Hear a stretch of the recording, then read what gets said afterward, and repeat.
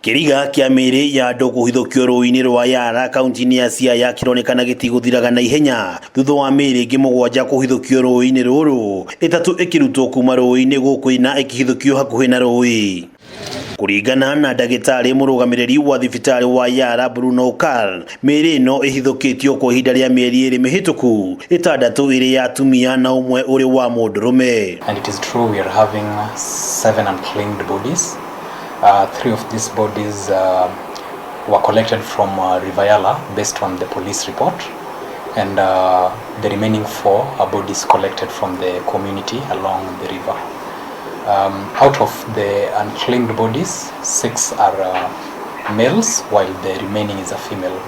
Dr. Okarani ashakaite kuihura kwa thibitari uyu hari uhoti waguo wa wigi wa miiri, akiuga na uhoti wa gukua miiri 16 na ukoragwo ugitungatira kaunti cia Siaya, Kameme na Vihiga. Preservation of bodies collected from the river is different compared to preservation of bodies collected from any other source. So they require specialized handling, which as a facility we are well stocked with a refrigerator that enables us to preserve the bodies.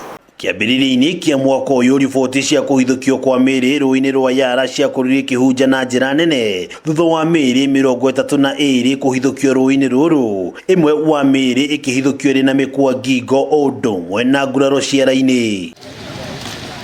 Ngiribotera Kameme TV ritwa riakwa ni wa ng'ombe wa Maina.